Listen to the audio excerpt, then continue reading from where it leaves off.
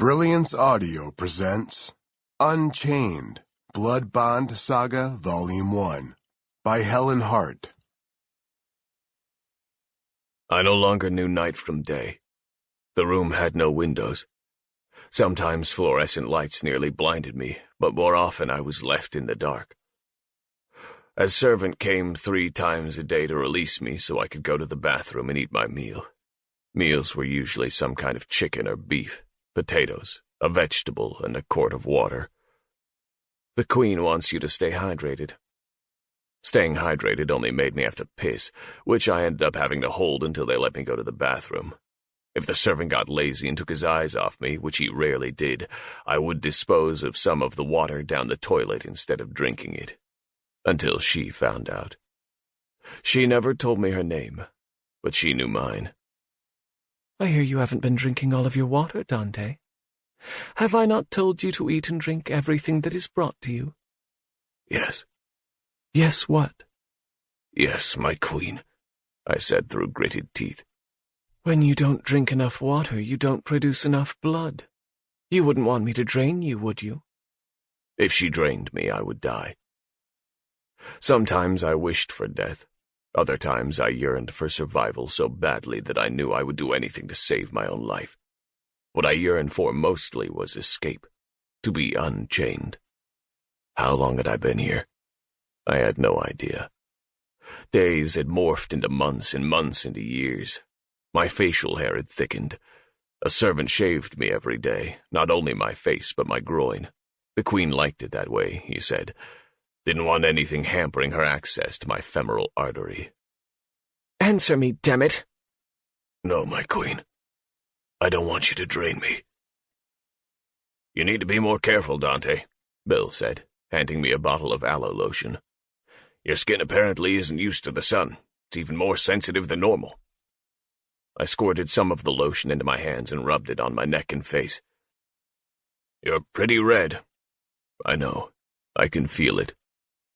The aloe cooled it a little, but it still hurt. I'd come home engorged on a pint of blood from the refrigerator. Being with Erin had made me ravenous in a way I wasn't sure I'd ever be able to sate. Bill had found me in the kitchen wiping my mouth. You're not blistering, so that's good. What were you doing out after sunrise without sunscreen on? I wasn't thinking. I suppose you weren't thinking about that anyway. Then he arched his brow.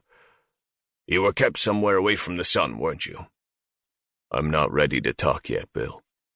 I understand. But he didn't. No one would. And he was right. I hadn't been thinking about sunscreen. I'd been thinking about, had been consumed with, getting to Erin. I hadn't given a damn about what the sun might do to my skin.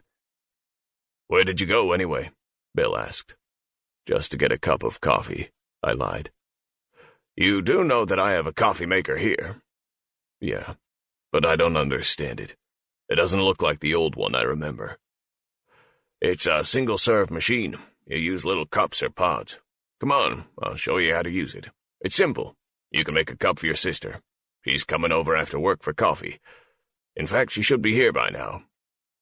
After a quick lesson on Bill's newfangled coffee machine, I had a cup of coffee that I didn't particularly want. It was nice and strong, though. Strong coffee was a decent substitute for blood when necessary.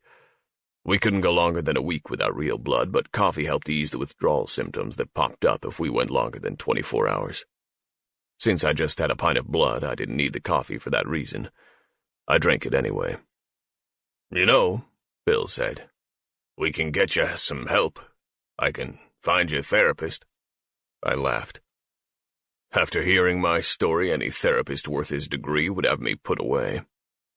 I won't put you away, Dante. If you tell me, maybe I can help. I shook my head. No one can help me. That's not true. I get it, I said. I'm not trying to be rude or unappreciative. I was held against my will for 10 years. Unspeakable things were done to me. And I finally escape and find that my father and my uncle went after me and never returned. How am I supposed to deal with any of that? No one could.